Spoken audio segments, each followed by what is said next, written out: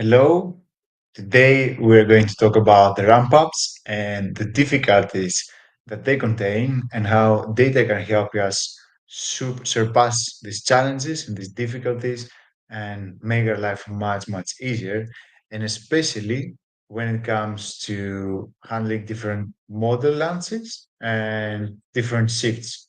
So let's go straight to my screen and see the details. As I told you, this is Andreas Letros, and welcome to my life, introducing new models for shifts. Keep up with this SPC dashboard. So I have to say about my story, and you can see me all the time speaking about data and visualization and process control. But everything for me started when I had the ramp up because actually, in the company I first started working with, we launched a new production line, which was very famous and a very big project, and with a lot of complexities. And we introduced multiple new models at once, which of course created a lot of complexities. We have different machines we have to monitor, and we have different shifts that arrived, and new models that we didn't really know how to handle. And we had to monitor both the old and the new line at once, but without new hires. So the only thing that we could do was to take the data and get help from it so that we can easily be the burden that was created with these new product launches. And actually, what I have to say here is that there are different levels of difficulties.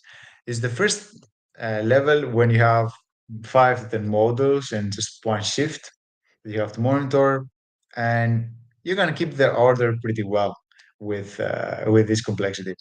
Then it goes a little bit more difficult when you have two sheets and 5 to 10 models, which means that there will be production while you're not really working. So there will be people that you can't really monitor with your own eyes, and there will be the more difficult the more difficult production to monitor, which is three shifts and 30, 100 and more models, more than 30 models, which means that there will be production while you're sleeping, and there will be people that you will not be. There will be people that are working in your production line that you may not even know, and this is the most hard to keep production order. And the thing is that it's less complicated to keep production in order with one shift and 5 models, but having three sheets and three plus models has so many hidden complexities. Because as I told you, production keeps going on while you're sleeping and while you're shopping and while you're in the gym lifting. And you may be thinking about it all the time because you have no control over it. And also, there is another parameter. For every single new model, you may have a different recipe or different complexities and different things that you need to deal with, which you need to implement, test, validate, and keep monitoring to see if all these recipes or all these modifications are actually working. And while you can manage to keep things in order when production is limited, when you go through a ramp up, you keep if you want to keep the order of the production, it's much more complicated. And this is actually when you need to have a clear picture of your shop floor at any time with sufficient details. You may be able to keep the order in your production without any data when your production is not very complicated, when you have one shift and few models. But when you go through a new line and you have three shifts, more models, then it's impossible to keep order of your production without any data, without knowing what happens on your software while you were sleeping or while you were in the gym lifting. And the only way to do that is by having sufficient data with sufficient enough details to understand what happened. So Here's what I'm going to present today. There are two different key details you need to focus on when it comes to data and specifically on the ramp ups, which is one is shift performance, how the different shifts and the different operators are performing, and model comparison. And actually, the first one is shift performance is comparing the different shifts, how they're performing, and it helps you answer the following questions. Did we do proper training? Are they working even if I'm not there, even if I'm in the gym, even if I am sleeping? Are the new hires that we have capable of moving on the production? And did we give clear instructions so that also the new hires can do the job as the old ones? And here it's a little bit how it shows. So look a little bit at my screen. I will make it a little bigger now. If you look a little bit at my screen, there is this graph on the right, and you will see that there's the shift one that is working properly. It has the correct parameters and everything is working as it should. Then you have the shift B that is working a little bit outside of the limits. And you have the shift C that they're not even honest. They're not even measuring, they register the same data all the time. So you don't even know how it works. So this leads us to inconsistent quality. If you imagine that this is a dimension measurement and every single operator should register the measurements he's doing, the shift one is working correctly, but shift B and shift C are not working correctly. And you can only see it by having the data. Having those data can help you answer, okay, shift C is not even registering. So we need to instruct them to register correctly, and we need to make sure that they are doing it while we're not there.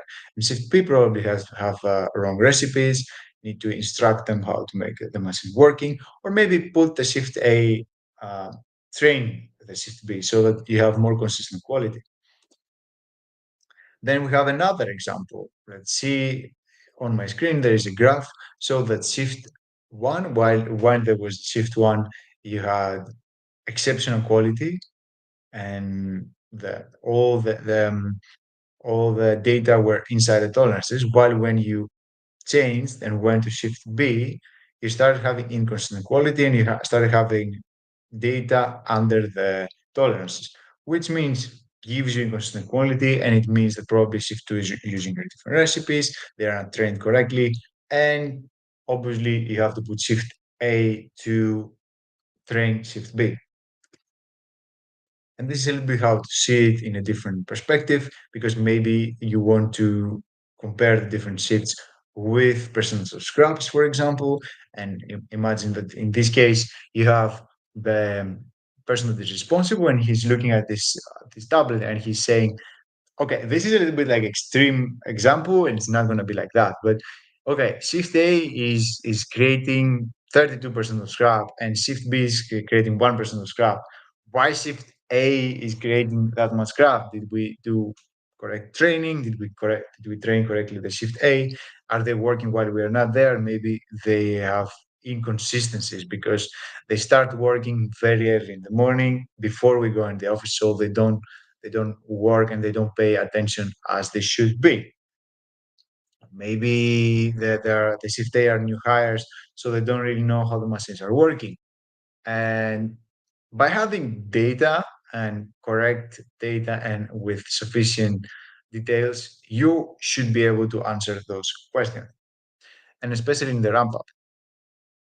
The other thing that has the ramp ups, as we said, is the new model launches, and you may add more models on your production, which means that you have the model comparison, which confronts the different models and recipes. For each model, there should be a different recipe, or for a group of models, you should have one recipe. And by understanding all those data, you have the capacity to answer the following questions, which is, are there problems with the machine or are there problems with the recipe? For example, if all the models and all the recipes have a problem, then there's a problem with the machine. But there is only one recipe that has a problem, then the problem is with a specific recipe. Do we need to fine tune? Is the problem with fine tuning the same thing? If are the new models approved? Are they compare the new models with the old ones to understand if they have if they are performing equally? Where should we focus on? Is there any recipe or model we should focus on specifically, or we should focus on the whole machine? Or also, how are we going to plan our production to minimize waste and uh, to minimize the possibility to have a lot of scraps? And this is what comparing the different models with data is going to give you. So let's see an example. It's exactly the same example, and it's pretty much the same graphs. You have model A and model B and model C, excuse me, that are working correctly, and you have a B that is not performing correctly, which means you get inconsistent quality. Model A and Model C is going to have good results. Model B is not having good results, which means you need to focus on Model B and you need probably to fix the recipe, some inconsistencies, and maybe Model B is not approved for the new line, and you need to work on it more. Another example, and a little bit more straightforward, is about the scraps. Let's say that you have the code A02234, A02274, and A00674, that they have 1 or 2% of scraps. And then you have the code that is A02674 that has 10% of scraps. Where are you going to focus on? For sure you're going to focus on the one code that's creating the most scraps. So you forget about all the other codes and you focus on this one that creates the most scraps. And if you fix this one, you will fix your production line and you have more consistent quality.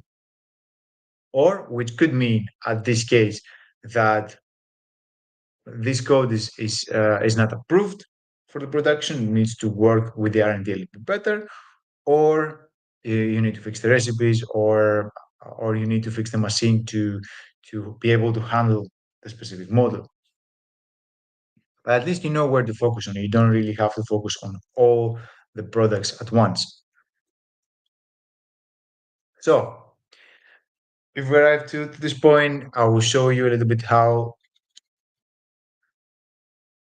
the SPC dashboard is working and what it can do for you. And I will show you two specific subjects of the SPC dashboard. And one is the box plot comparison, where you have, I will make it a little bit more bigger for you. You have, you can compare the different models with box plots, and you have CP/CPK for its model, and or percent scrap for its model. And you can quickly understand if you introduce a new model, is it performing like the others? It has the same CP/CPK with the others, or average, or standard deviation, or percent of scrap as the other models, or is it performing worse or much better?